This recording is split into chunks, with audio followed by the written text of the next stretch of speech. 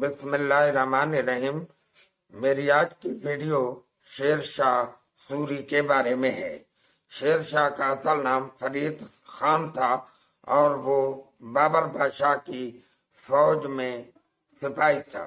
بہت دلیر، طاقتور اور حوصلے والا انسان تھا۔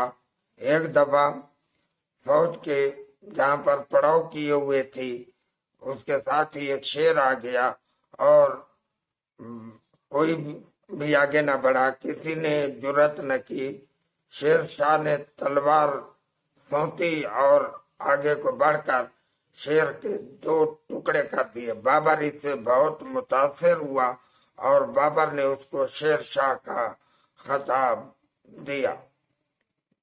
شیر شاہ بچپن ہی سے اس کے پیشانی سے قسمت کے دھنی ہونے کے آثار نمایاں تھے۔ بادشاہ بابر کے ایک وزیر نے بادشاہ بابر سے کہا کہ یہ فرید خان جو ہے یہ قسمت کا دھنی معلوم ہوتا ہے، اس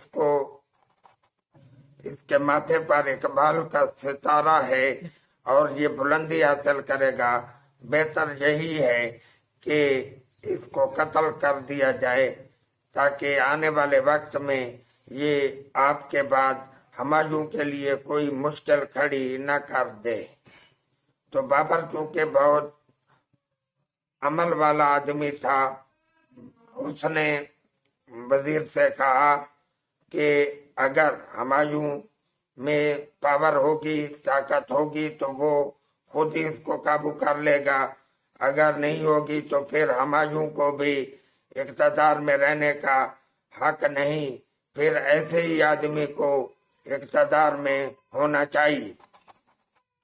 پھر جب بابر کا انتقال ہو گیا اور ہمایوں نے زمام اقتدار سنبھالی تو شیر شاہ نے اس پر حملہ کیا اور اپنی سلطنت قائم کر لی اور ہمایوں کو تخت چھوڑنے پر مجبور کر دیا اور ہمایوں کو دلی چھوڑنا پڑا۔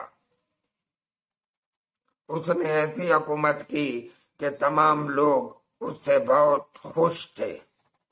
مغلوں کا اقتدار جا چکا تھا اور سوری خاندان کا اقتدار قائم ہو چکا تھا۔ شیر شاہ نے اپنے دور میں اعلیٰ انتظامات کیے۔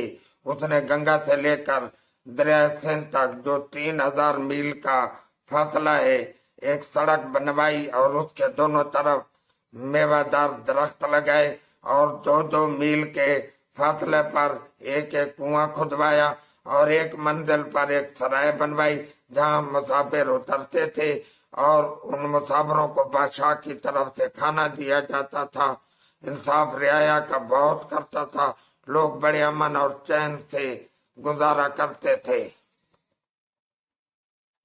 یہ بڑی سڑک جس کو جرنیلی سڑک کہتے ہیں اور انگریزی میں اس کو گرینڈ ٹرنک روڈ کہتے ہیں، پشاور سے کلکتہ اور ملتان تک یہ سڑک بنوائی گئی تھی جس کے آثار آج بھی موجود ہیں اور بہت سی سڑکیں اسی سڑک پر بنوائی گئی ہیں، جس سے آپ اندازہ لگا سکتے ہیں کہ شیر شاہ کتنا مدبر اور اعلیٰ ذہن رکھنے والا بادشاہ تھا۔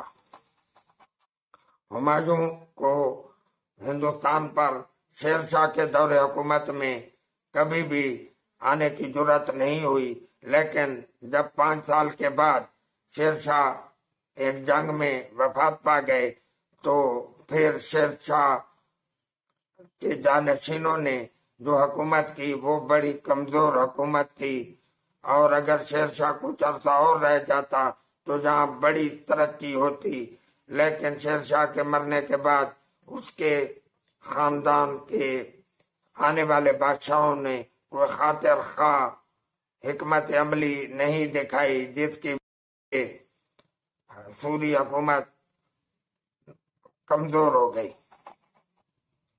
سوری حکومت کو مغل حکومت نے اس وقت ختم کیا جب سوری حکومت بہت کمزور ہو چکی تھی اور ہمایوں کو ایران کے بادشاہ طہا مسعود کی بھی مدد حاصل تھی۔ اس نے اس کو 10,000 کے قریب فوج دی تھی، جس کی وجہ سے ہمایوں دوبارہ دلی کے تخت پر بیٹھا اور شیر شاہ کی قائم کردہ سوری حکومت کا خاتمہ ہوا۔